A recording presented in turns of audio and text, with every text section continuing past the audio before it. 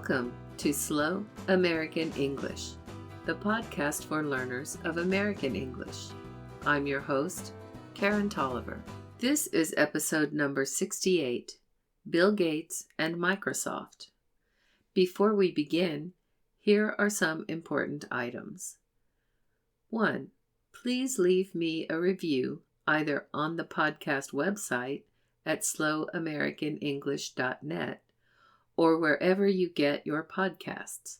I want to hear from you. 2. Now's the time to buy Slow American English workbooks on Amazon, especially if you live in Germany.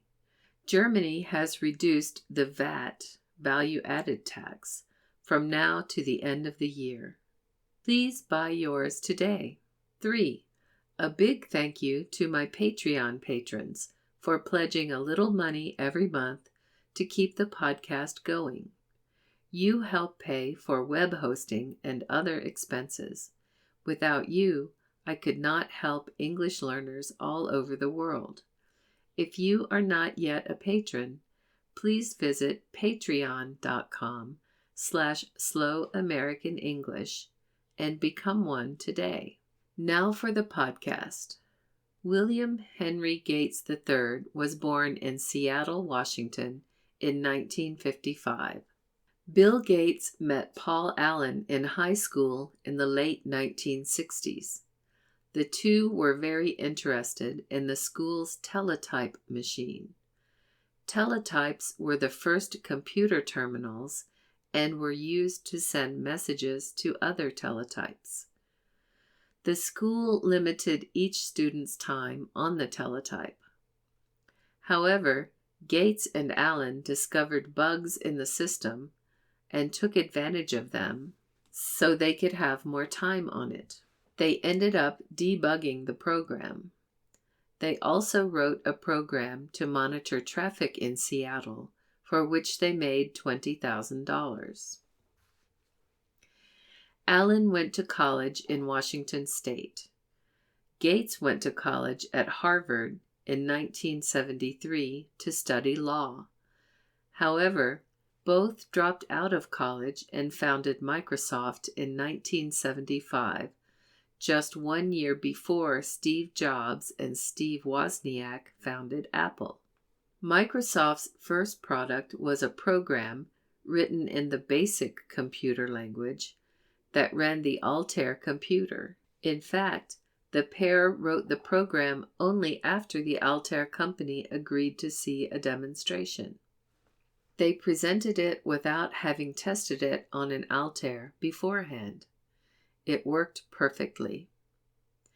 Microsoft moved to the Seattle area in 1979 when the company was making about $2.5 million. Gates was 23, and he was the head of the company. Bill Gates' mother, Mary, served on IBM's corporate board of directors. Through her, Gates met IBM's CEO. He eventually made a deal with IBM to license the MS-DOS operating system for the IBM personal computer, PC. When other companies cloned IBM's PC, Microsoft was then able to license MS-DOS to them too. Business was so good that Microsoft's gross revenue was $16 million by 1981. It was a global company by 1983, with about 30% of the world's computers running Microsoft software. MS-DOS was a keyboard-driven system. Only text showed on the screen.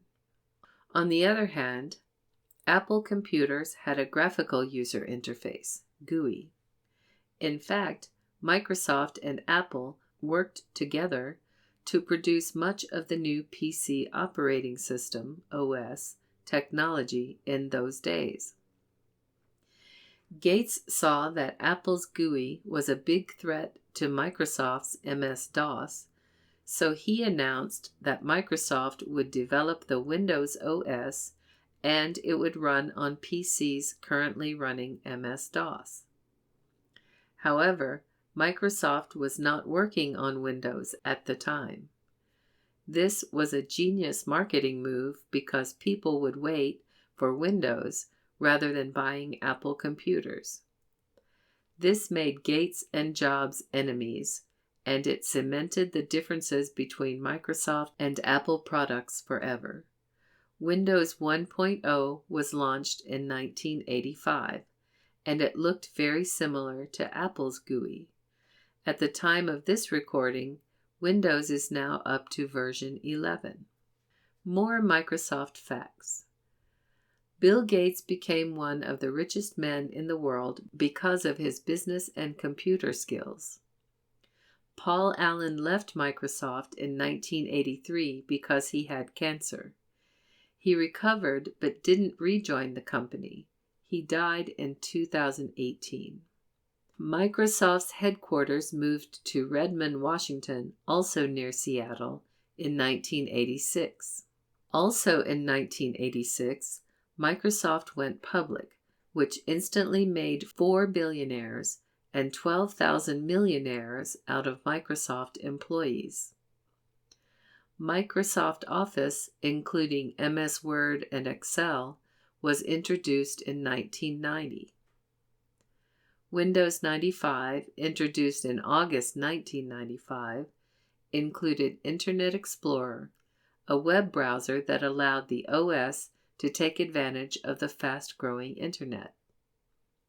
The first Xbox game console was released in 2001. Microsoft bought Hotmail in 1997 and renamed it Outlook in 2012. Bill Gates stepped down as Microsoft's CEO in 2000 and became Chief Software Architect, but he remained chairman of the board. In 2008, he stopped working for Microsoft altogether to give more time to the charity he founded with his wife, the Bill and Melinda Gates Foundation. The Gateses have personally donated over $36 billion in Microsoft stock to the foundation so far. Bill Gates stepped down as Microsoft's chairman of the board in 2014. He chairs his foundation now and has received many awards for his ongoing philanthropic work. That's the podcast for this time. Slow American English is written and produced by Karen Tolliver. Copyright 2020. All rights reserved. For a free transcript and to subscribe to the podcast, visit slowamericanenglish.net.